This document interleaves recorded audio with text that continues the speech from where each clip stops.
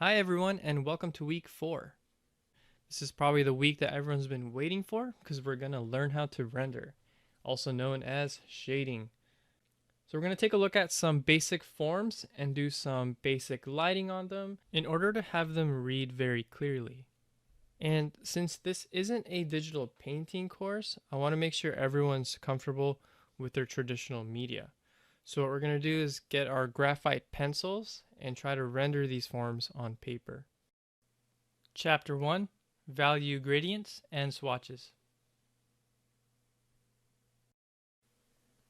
Okay, so the first thing I want to talk about are tonal values. Tonal value is basically the measurement of light to dark on a given scale.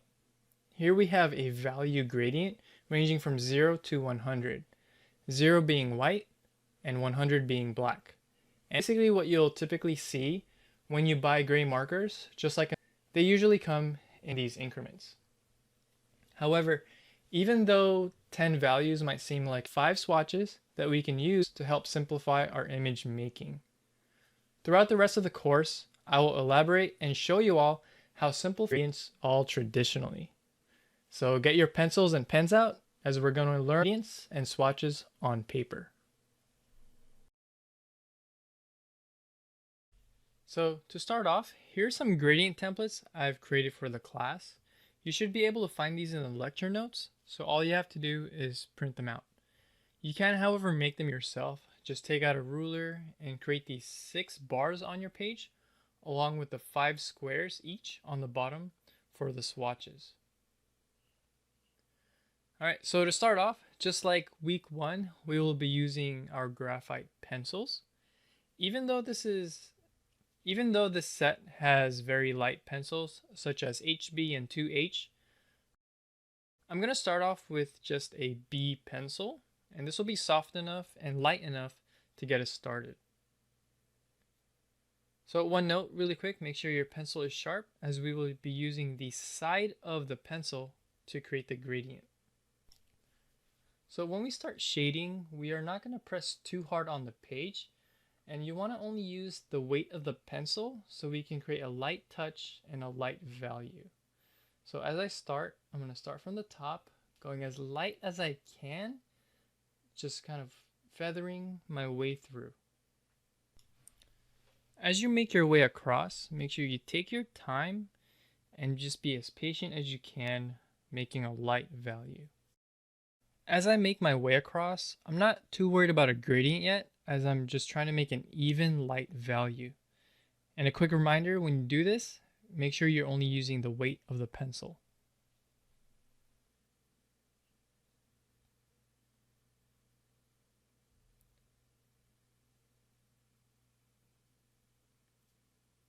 So for this first pass, I'm definitely thinking about trying to get as close to the lines left and right, keeping it within the section. And even though some of the edges are a little bit messy, I can still build up the values. So as I finish the first row, I'm going to do a second pass, starting at about the 20% line to make it a little bit darker. Again, with this, you want to be as patient as you can as you are trying to build up the values very slowly. So from here, on my third pass, I'm going to switch pencils because with the B, I'm going to end up pressing too hard. So I'm going to get my 2B pencil for the next pass. And just a friendly reminder, before you continue, make sure your pencil has a sharp tip in order to do a value gradient properly.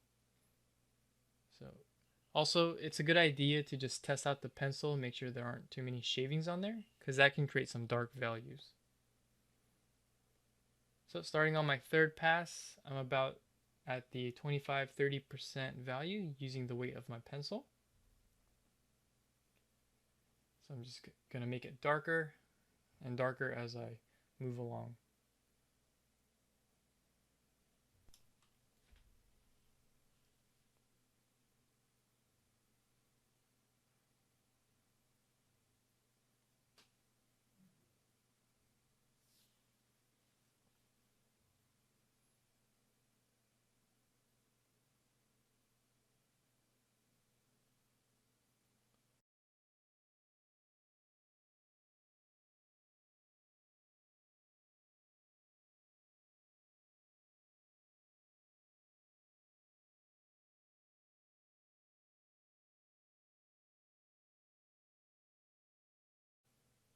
So with a 2B pencil, you can get pretty far up to about the middle value.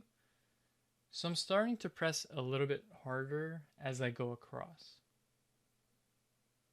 But I'm being a little bit more meticulous and filling in some of the gaps on the edges. You could definitely go a little bit slower than this in order to fill in the area or clean it up as necessary.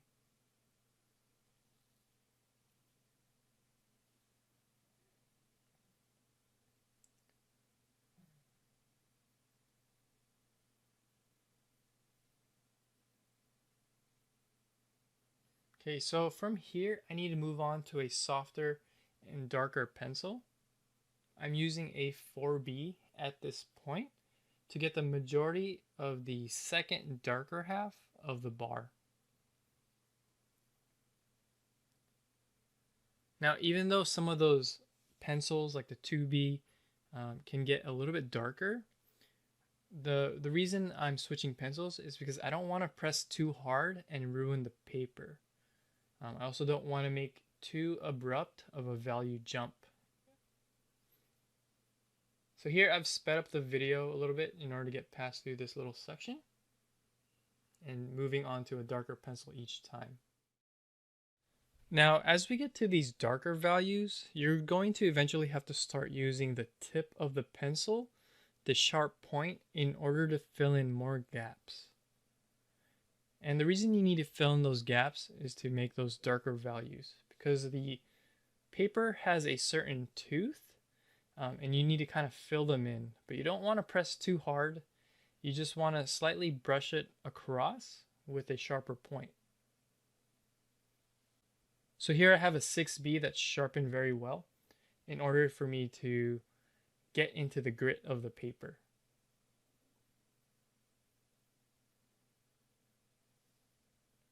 So obviously I've sped this section up, but definitely take your time and make a value gradient as you continue the process.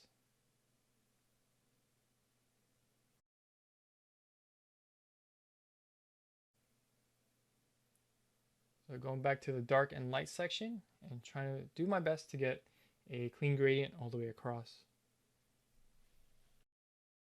Next, we're going to do these swatches here at the bottom.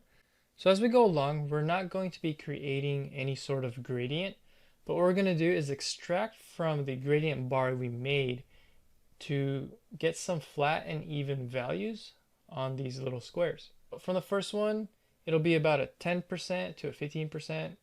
The second square will be anywhere from the 20 to 30%. The middle value will go here, and these corresponding dark values on these bottom squares. So just like the gradient, you want to take your time and really try to match the values the best you can. And we want to keep them flat and even in order to get a summary of what the value is here.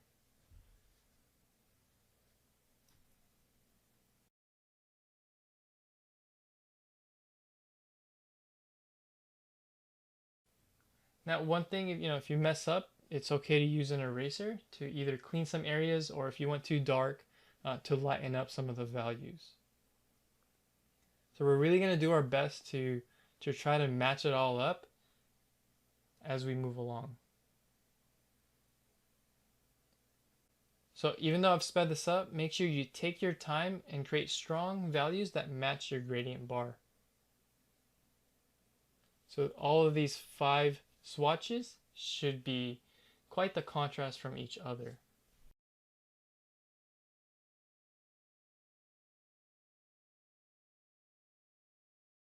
When you finish with the graphite gradient and swatches, so it's time to put this tool away and go to our next traditional media, which is the ballpoint pen.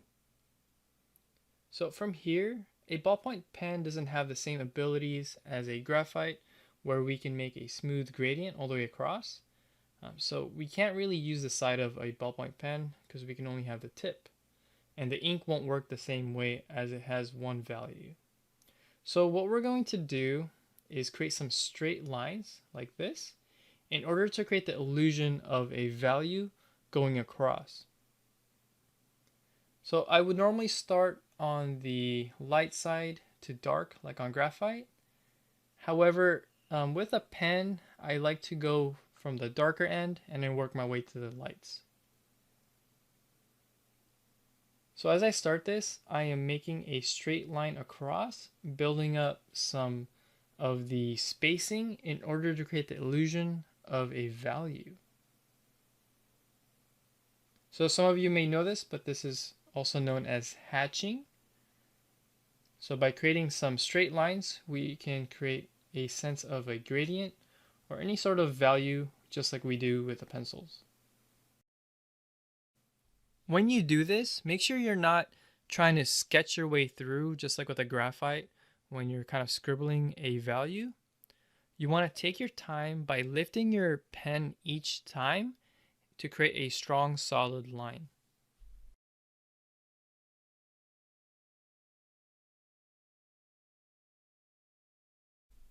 As I move towards the front and getting my values a little bit lighter, I need to start spacing out the lines a little bit more.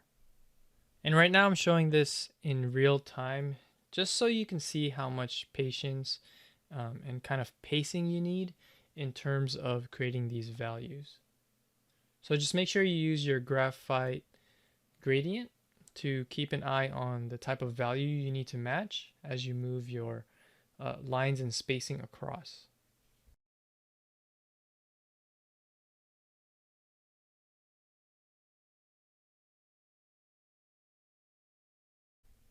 From there, looking at the graphite gradient and my pen lines, I still need to make these values quite darker, so I could just go back in and build up those values, putting some lines in between.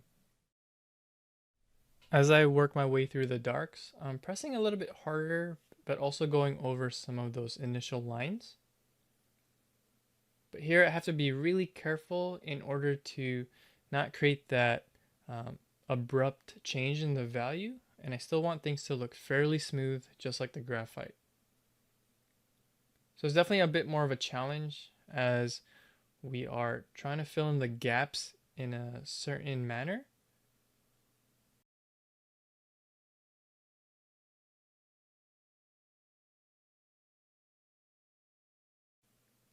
So even though this is sped up, I did take my time quite a bit and really referencing back and forth with the values I created earlier in order to build up my values.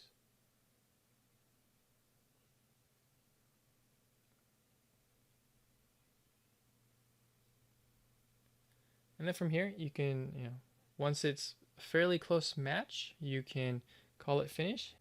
We're going to do the same thing now for the swatches and fill them up in the same manner. Again, we are focused on the straight lines, lifting your pencil each time and creating a flat, even value for these swatches. One thing that'll help is if you squint your eyes, it'll be a little bit easier for you to kind of group the values as you're trying to match it with your gradient.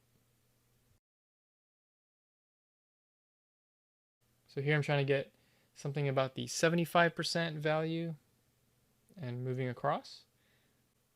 One thing you'll notice is as you get to the lighter values, the less lines you'll need, and it's pretty much, it'll take just a couple lines to create that really light value. So once you have all 5 of these done, we are going to do the same thing with the darker pen. Next, we've got the felt tip artist pen, and since this one's a little bit darker, you have to be a little bit more careful and a little bit more patient. However, it's the same technique with the ballpoint pen, and to do something a little bit different, I will use a sort of an angle close to a 40 or 50 degree angle off to the side, just to kind of change things up a bit. So starting from the darker end, I will start off in a corner, moving from dark to light. One thing you'll notice about pens like this, similar to a Sharpie, they tend to bleed a little bit more. So you can't be too slow, but you also still don't want to be too quick. So this is definitely the extra challenge where you have to find the right pace in order to maintain that solid line without having the ink bleed a little bit. I've gone ahead and spared you by speeding this up so you don't have to watch a third gradient. Chapter 2, Lighting a Cube. Alright, so this chapter is pretty straightforward. We're going to learn how to light a cube or a box. The main thing I want to emphasize is there's a big difference between a cube with a flat surface versus something like a sphere where it's curved. Just as this cube has these flat planes, we're going to use the straight lines to construct a cube as you see here. Taking our previous exercise into account, you'll notice that the flat planes correspond with these swatches, where they're flat in 2D, where a curved surface for the sphere will correspond with the gradients. So as we work through our renderings, you want to be aware of these major differences. Before we can start rendering the planes of this cube, I will demonstrate a little bit about light logic using a stick. So in order to light a cube, we need to understand what it's like to light a stick or a straight line. So as you see here, I'm drawing a stick that's kind of on the ground. Now I'll be putting the light direction or the sunlight off to the left. And just as like we were little kids, we were drawing light rays on the sun. So we're actually going to use that sort of logic and thinking in order to learn how to cast some shadows. So from here, I'm actually drawing the angle where the light is coming from. And from the bottom of the stick, let's say the sun is on the left side. So the direction of the shadow will be pointing to the right. And at the end of that light ray is how long that shadow will be. So for example, let's put another stick up here. If the sunlight was a lot higher, where it's closer to midday or noon, the angle of the light source will be really high, which means it'll cut off the shadow length and be a lot shorter. Again, as you see here, with the shadow being a lot shorter because of the light source being at a higher angle. And from there, when you understand the logic of lighting a stick, you can light a cube. Now, if you need to, you can construct this cube using a ruler like I did here, because we're not really focused on the drawing aspect. We're really just trying to get these forms to read using some rendering. Once you have your cube drawn, you could actually see these 4 sticks that make up the cube. So basically we're going to learn how to light each of these sticks in order to find these shadows. Now of course, a cube also has these 3 important planes that we could see. And from these 3 planes, we need to think about how the value is being affected on each one based on the lighting. From here, I've gone ahead and just used my cell phone flashlight to light this cube. I mainly just want to demonstrate how the angle of the light will change the cast shadow, but also the value of each plane. So here I'll have the light up higher, which means the top plane will receive the most light, which makes it a lot lighter. When I lower the angle of the light, the cast shadows are longer, but notice how the left bottom plane is a lot brighter. And of course, the back side is all in shadow, so that'll be the darkest out of the 3. One thing we want to avoid for now is have the light come at an angle that's about 45 degrees and touching on the corner, which means the top plane and the bottom plane on the left will receive the same amount of light. So for now, we want to choose an angle which makes sure that the top, side, and shadow plane all have very different values. Now that we understand some preliminary logic about light sources, I'm going to use a higher angle for the light source in order to have a lighter top plane that's a lot different from the side plane. So as I draw my angles here, I want to make sure that each of the angles I'm drawing with a straight line are very consistent and parallel.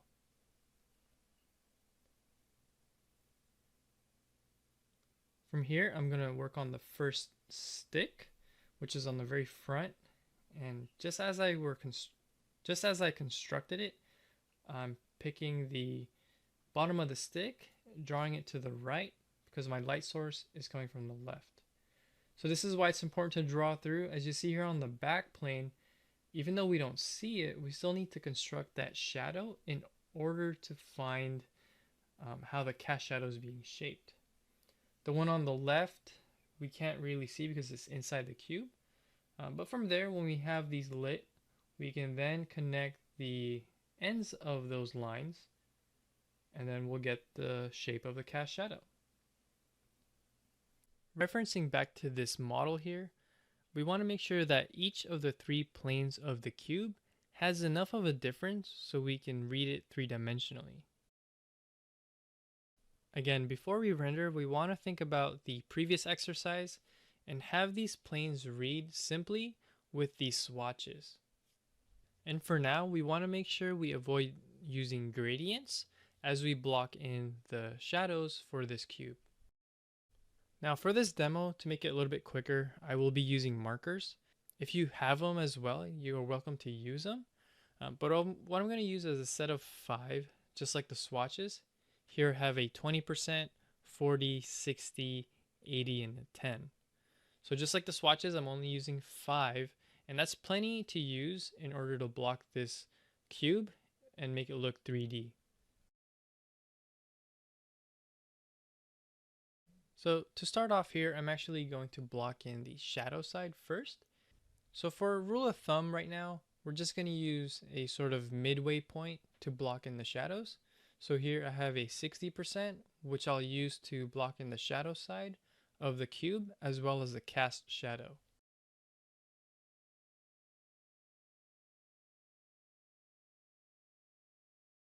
So the nice thing about markers, it has a nice controlled value already, and you could just block in sections fairly quickly.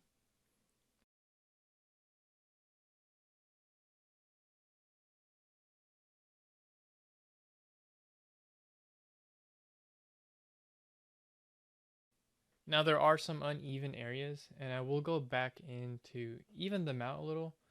But right now I'm just concerned about trying to make things a little bit neat, and with my construction lines, trying to fill them in.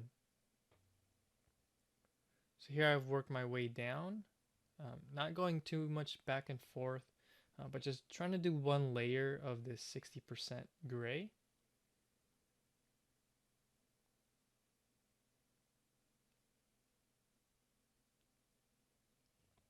So from there, just blocking in, again, the shadow side of the cube and the cast shadow.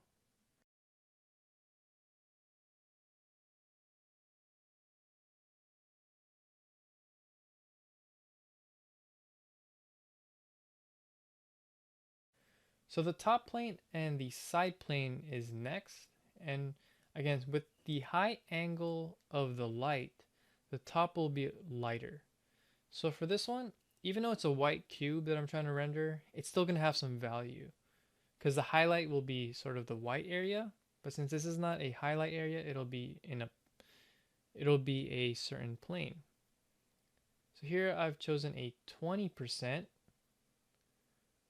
which is light enough, but still has enough value to really make this read.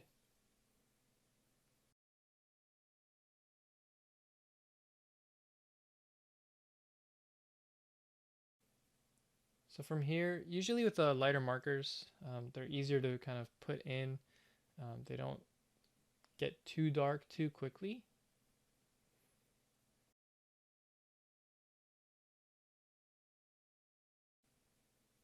So now I have the top plane.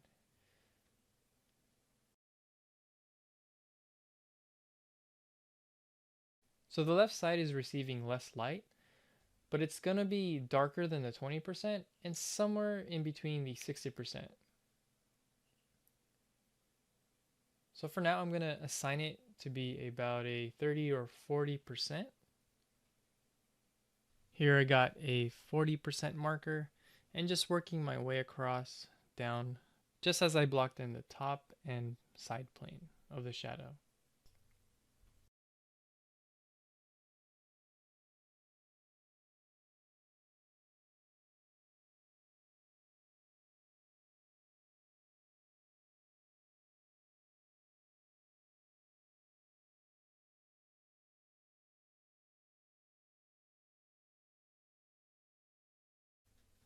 Here my marker is drying out a little bit, so it does require a second layer to get a nice even coat. So whatever medium you're using, whether you're using graphite, markers, or both, make sure you have a nice even coat before you move on. Now that I got the cube blocked in the general values, I will start using some gradients to get a little bit more subtlety in these planes. Now, the reason for that is there's a little bit more factor into the actual lighting that we need to consider. So here I got the pencil to help me do some gradation to get some of the more subtle values that the markers can't quite do. So just the same thing with the light source at this angle. When it hits the ground plane, it's going to reflect some light. So it's known as bounce light or simply reflected light. Now it won't be as strong as the original light source or the direct light source, but it's still going to affect the cube in a certain way where it's going to light up the surface just a little bit. So here I got a white Prismacolor pencil that I can work my way back in to lighten up this little corner where it's receiving a little bit of light from the surface that the cube is standing on. So it's receiving some on the front as well. Now I know this might be a little bit hard to see on camera, but I'm just trying to get a little bit of a gradation in here and lighten up the marker. I can also go back in with the graphite, as you see here, to darken up and even out some of the areas of the marker that still can't quite even out that well.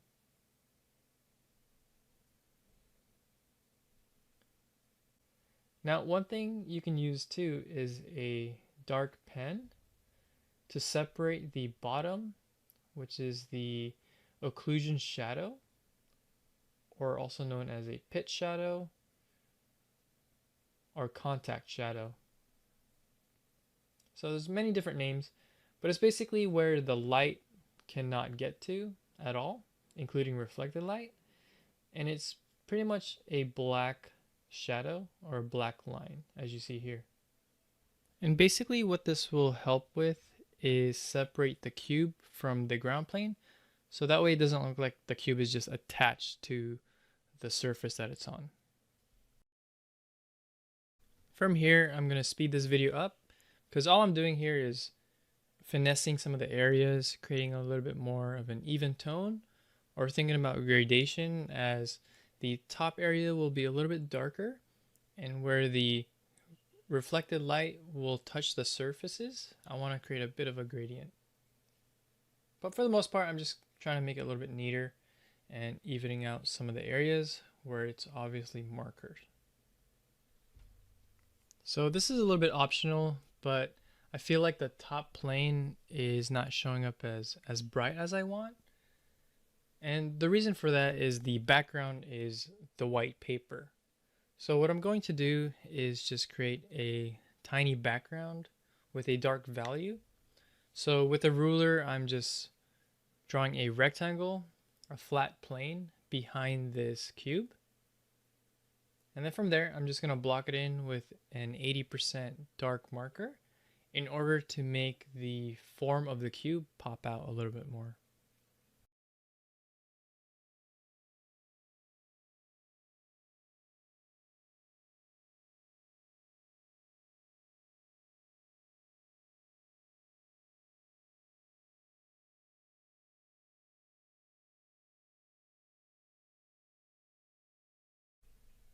Lastly, I'm just going to add a little bit of white to the corner edge of the cube.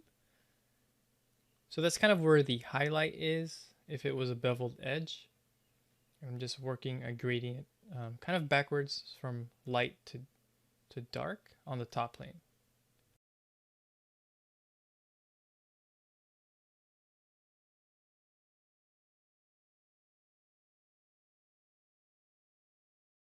But the main thing is you want to have a 1, 2, 3 read for all three planes, and you want to be clear about what the shadow is.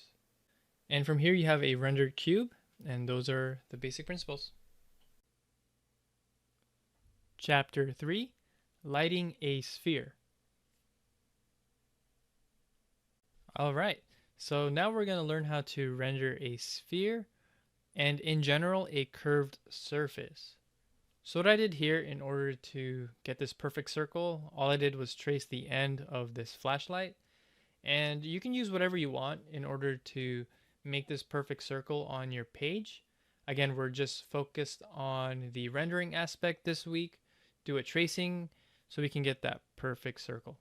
With the cube, we were using the swatches as a reference, but now with the sphere, we have to use the gradients. So in order to make a believable curved surface, we have to really pay attention on how we're controlling our gradients as we render. Now the reason for this gradation is because the sphere is basically made of infinite planes.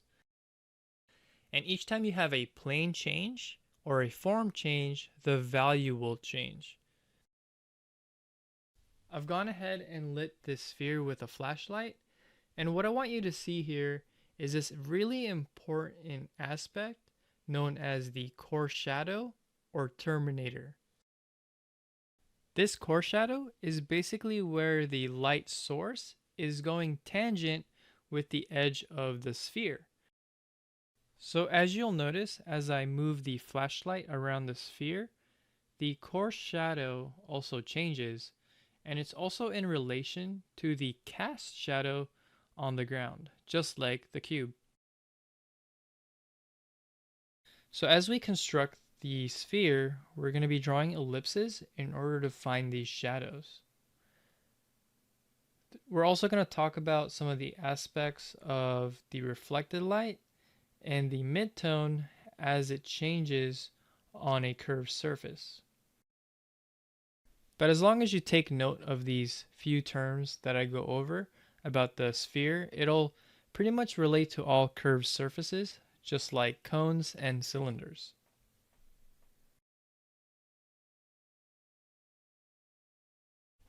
To start off our construction, once we have a circle down, we're going to think about the light rate angle, just like the cube.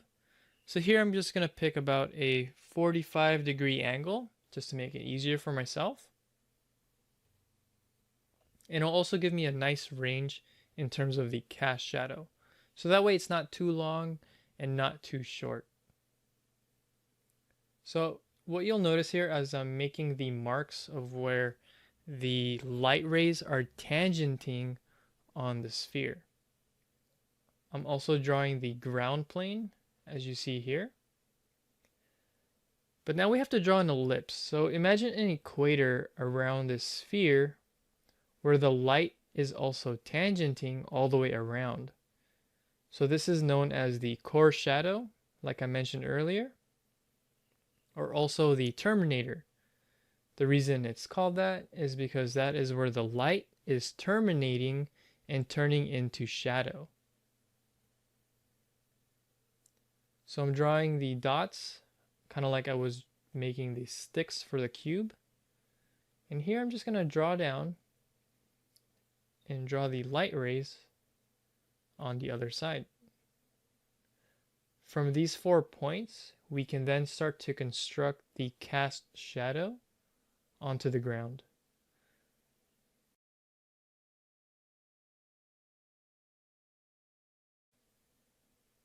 Here you can use ellipse guides if you have them. They're kind of pricey, so I would recommend to just freehand these as long as you're able to make the perfect circle initially. Blocking this in shouldn't be too bad. Just remember to draw through And this is all the stuff we learned from week 1 and 2, just drawing through these forms.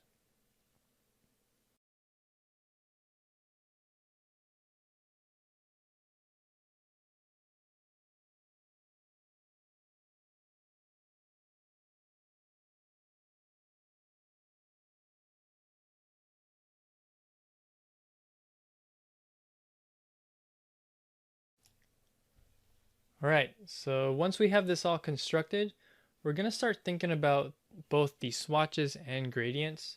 Now for the cast shadow, we can just use a simple 50 to 60%, just like we did with the cube, and just block in a nice flat value.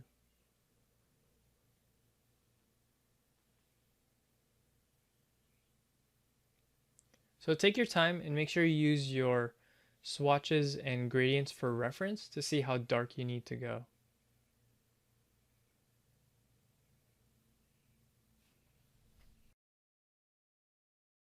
From here, once I have a nice even value, I'm going to use the same value to block in the core shadow down to the rest of the shadow side. And as you render where the ellipse is for the equator or the core shadow, you want to make sure you are rendering across that curve and not doing a straight line. And you'll notice here I'm not really using a gradient quite yet. I just want to make sure I have the light and shadow side separated with this 50 to 60% value.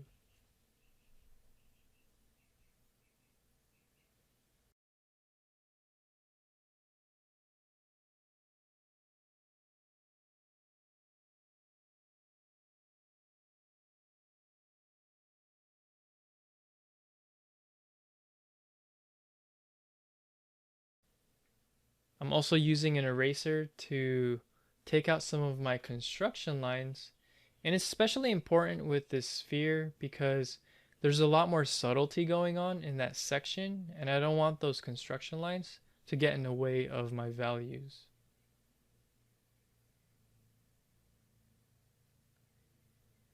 Now what you'll notice here is I'm going to start darkening my core shadow.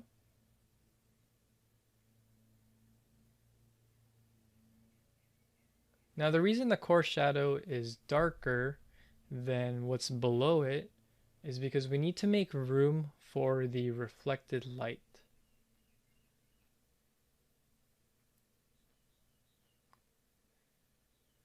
So just a reminder that the core shadow and the cast shadow are related, and you can kind of keep them about the same value for now. And in general, that's a good rule of thumb, especially when you're doing this from your imagination.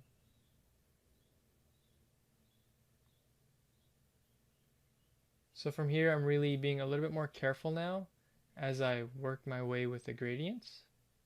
And I'm constantly checking my reference in order to really make sure I'm getting the right tones.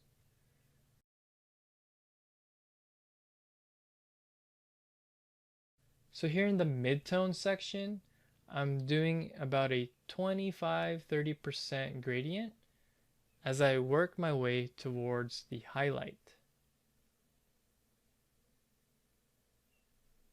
So here I have to use a lighter pencil and make sure I slow down in order not to over darken it.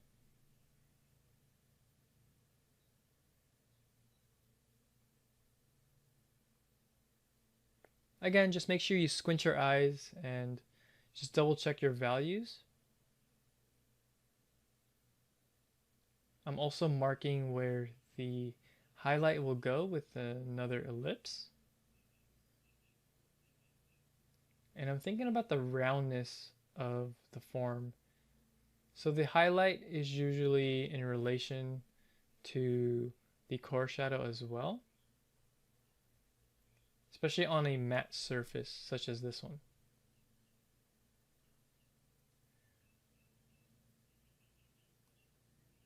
So this is the halftone or midtone. The names are interchangeable. And I'm going to go back in here and use the eraser to clean out the highlight area that I marked off.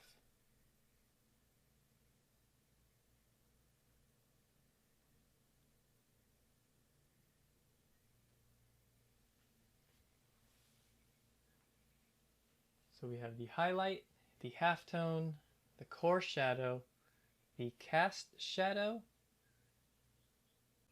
So there's going to be a couple more as we work our way through in the shadow section.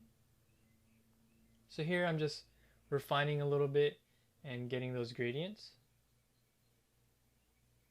Okay, so now we're going to talk about that bounced light again, or that reflected light, and really showcase how it affects the sphere.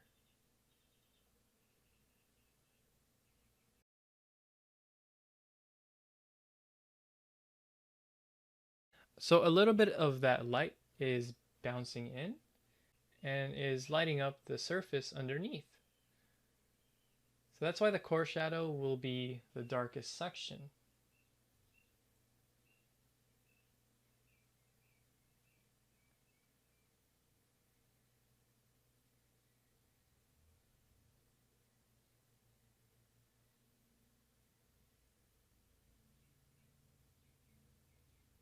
So I'm doing everything in real time just to show you how to handle some of the subtleties in here, especially with graphite. And it really doesn't take too long as you are aware of these sections. And as I'm squinting my eyes, I can see that I can get a little bit more of a gradient down here, as well as in my midtones. So if you can find pictures of spheres, or if you're able to have some kind of model, or any kind of ball that you can light with a flashlight, you can see these aspects happening. So this is the sixth and final one, which is the occlusion shadow, or the contact or pit shadows.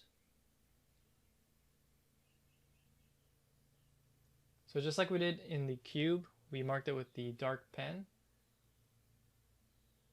So for this contact or occlusion shadow, it's at the very bottom where the light, can't reach any of the surfaces. So you can continue to refine areas even in the occlusion shadow or the cast shadow. You can create subtleties with the gradients. So as the shadow gets further away from the object, it'll receive a little bit more of some scattered lighting, so you can make a gradient out of that. But these are things we can go over during the Q&A sessions to elaborate a little more. But there are really only 6 terms that you have to keep track of and really simplify your values to make this read. So there you have it. Once you have your gradients set, you can pretty much make a sphere or any kind of curved surface read and make it look round. Okay everyone, here we are on chapter 4, where we're going to learn how to light a cylinder. This will be the third and final form I'll be going over this week, but this should be more than enough to get us all started in applying it to several other forms in terms of rendering. Let's start off by talking about the characteristics of the cylinder here. So just like the sphere that we just went over, we'll have a curved surface that goes all the way around, and you'll see a smooth and nice gradient on the longest part.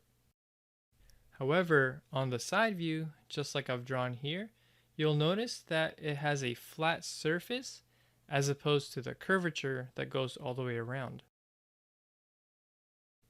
Now, let's take a look at what happens when we start to light it. So here I got my cell phone again, just lighting the cylinder. And as you notice that you'll find a core shadow across. And on the top plane, it's nice and even, just like what we've learned on the cube. So we're going to use a combination of the swatches and gradients as we learn to render a cylinder. Go ahead and start off by drawing a cylinder, but also drawing a full circle next to it, which represents the side view. Here, what I'm going to do is start drawing the light rays or the light direction. And to make it easy for myself, I'm going to make the light be directly above the cylinder. as if it was 12 o'clock noon. From this top section at the peak of the cylinder, it's going to be very perpendicular. And from there, that's where we're going to get our highlight. So this is going to be the brightest point because it's receiving the most direct amount of light, being that it's 90 degrees. And on the right side here, what you'll notice is that the light ray is just tangenting on this surface, which means that's where we're going to get the core shadow. And then from there, we could plot out the cast shadow on the ground based off of the light rays.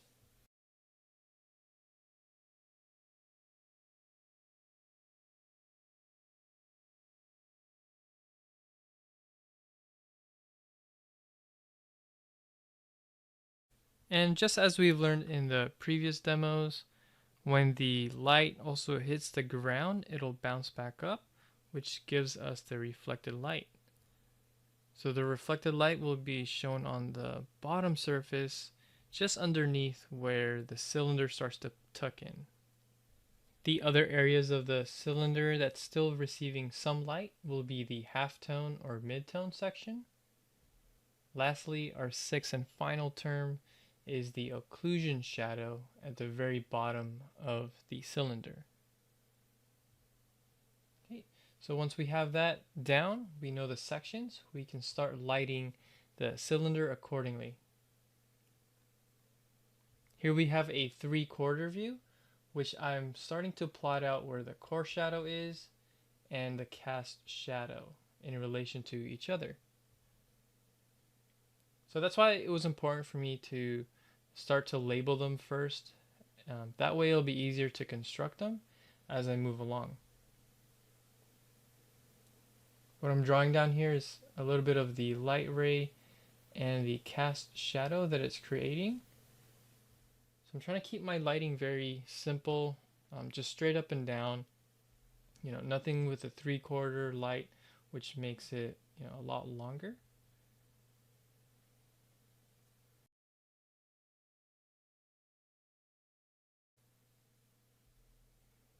And I'm making sure to draw through just as if I'm drawing a box form.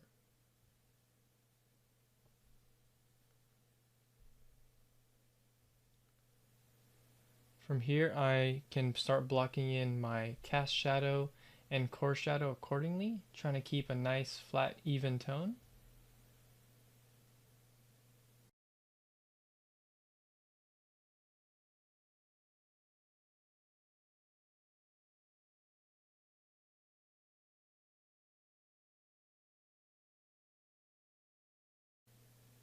And just giving myself a reminder that the light's coming directly from the top.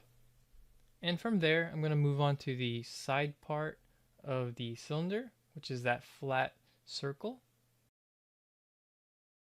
And the main thing I want to do is make sure that the value here reads a lot more flat and even, as opposed to the curvature where it's going to have that gradient.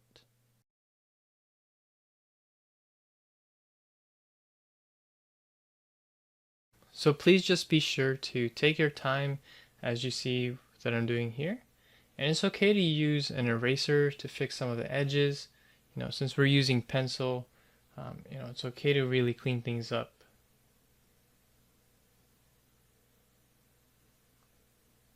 I just want to make sure you guys are learning all these principles because we can get loose with it eventually later on.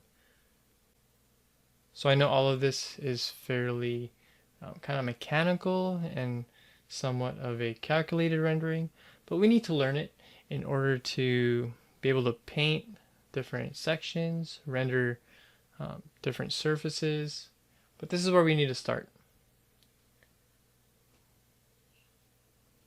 From here you'll see me move around different parts of the surfaces on this cylinder. So here I'm building up the mid-tone or halftone area. One thing to keep in mind about the halftone is that it needs to be brighter than the reflected light. So one common mistake I see a lot of people do is make the reflected light look a lot brighter than the midtone, and that'll throw off the illusion of either the material or just the overall form.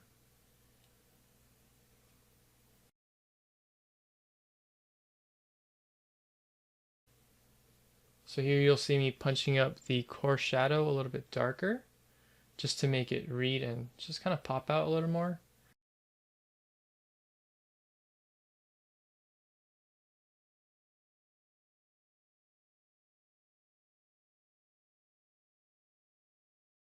From there on the side view, I've noticed that it's looking a little bit too bright. Since it's not receiving any sort of really strong direct light, it needs to be a little bit darker than the midtone.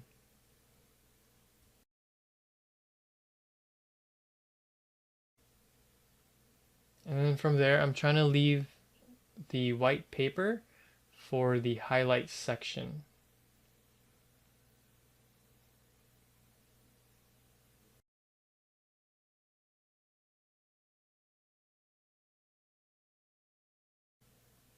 I'm putting in the occlusion shadow, as you see here. And then from there, just be sure to take your time and keep working on different parts of the cylinder. Just keeping in mind the different sections, which part is curved, and what sections are flat. So before you know it, you'll have a finished rendered cylinder. Welcome to the final chapter of this week. This is where we're going to change the pace up a little bit and do some quick sketches of these forms and try to render them up a bit with some hatching. Alright, now that we've learned to render a box, a sphere, and a cylinder, and we're going to move on and have fun with some of this hatching that we've used for the rest of the gradation sheets. So taking out our pens, we're going to start constructing some forms just like we did in week 3.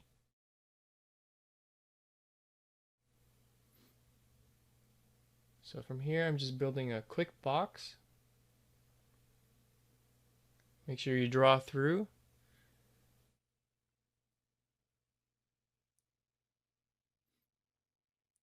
And this is a good size to draw in. Nothing too big, nothing too small. We're going to try to fill up about anywhere from 10 to 12 forms on one page.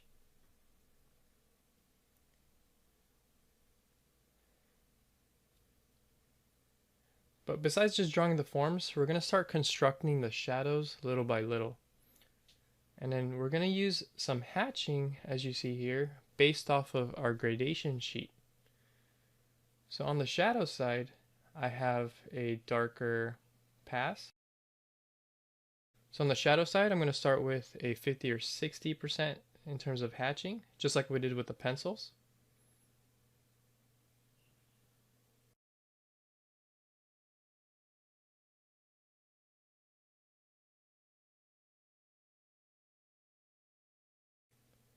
So I can get a little bit darker, maybe about a 75% going into these shadow areas for the cast shadow.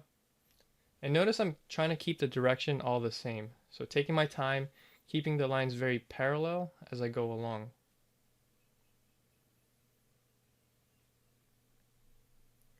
And then on the front plane, so this one's a little bit trickier where I have to make sure my value is lighter by separating the spacing a little bit more.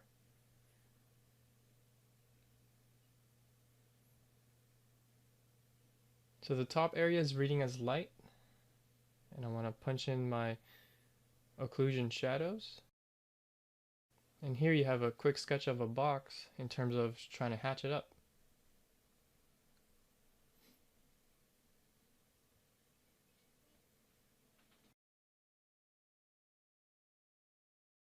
As you do these, try to change up the proportions and sizing of the forms. So here I have a more rectangular box, a little bit taller, but I'm keeping the construction the same, having a very sort of steep angle on the lighting.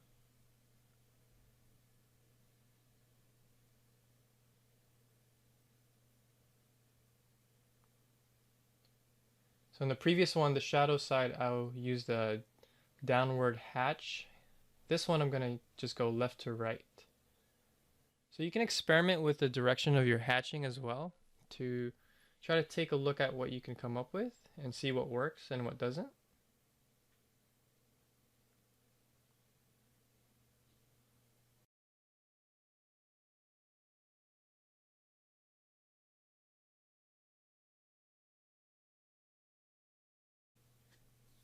Again, this is really going to help us practice drawing through a bit more and just recognizing the values as we go along.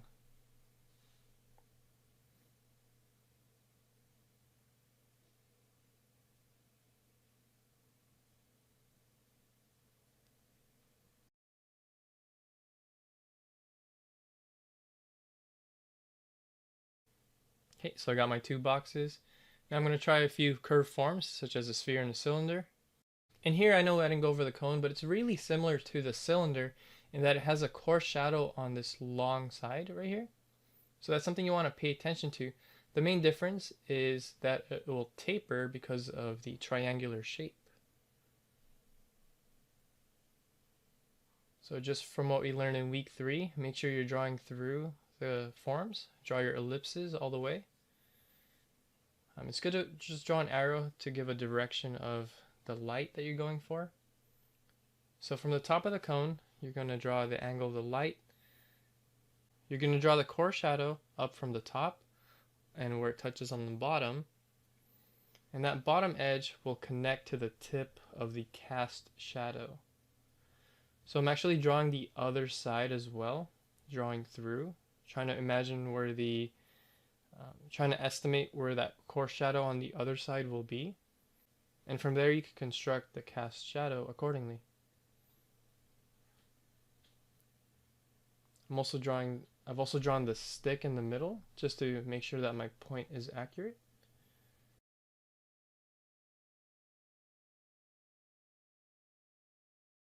And from here I'm building up my core shadow, so a little bit darker.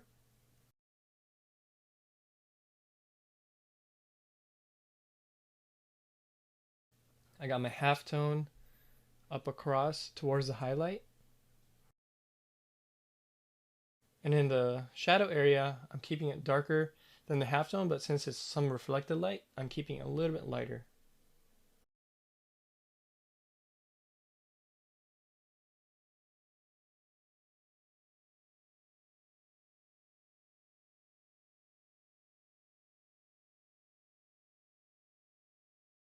So with this cylinder, I'm trying to experiment with a cast shadow that's a little bit longer. Maybe the lighting is just a little bit different.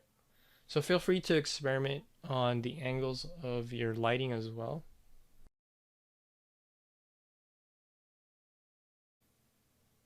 But I want to do one more render of how to use some like creative texture onto some forms.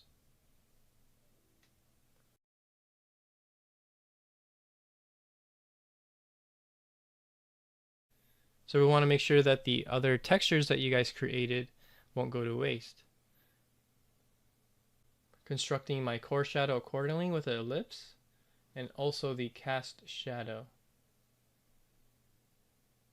So in the core shadow, that's where it's actually going to get the most amount of texture. And I'll elaborate this maybe during a Q&A, why this happens.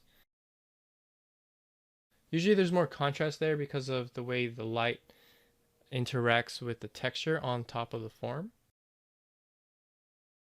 So I'm drawing all these circles across the core shadow, thinking about my spacing based on the gradients I created.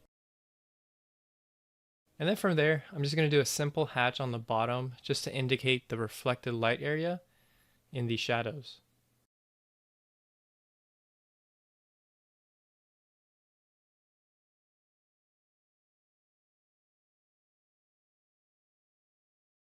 Okay, so from here I've created these 5 quick forms, shaded them accordingly. Try to get a variety of forms, keeping your gradients and swatches in mind, and just have fun applying these, and it'll really test your knowledge about what you learned this week. All right, everyone. So for homework this week, you are going to do at least one page of the gradients. So like I mentioned, this template will be in the lecture notes section.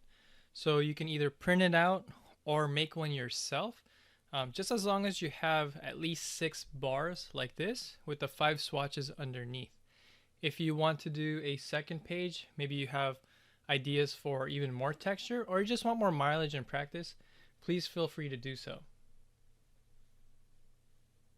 Now from here, it's pretty straightforward. I want to see a rendered cube similar to the one I did for the demonstration. So you can have this one fill up the majority of the page. You can also label the type of values you're putting in. So whether you're using markers or graphite, please put that in. And then you'll be doing the same thing with the sphere, just like I have here on this demonstration.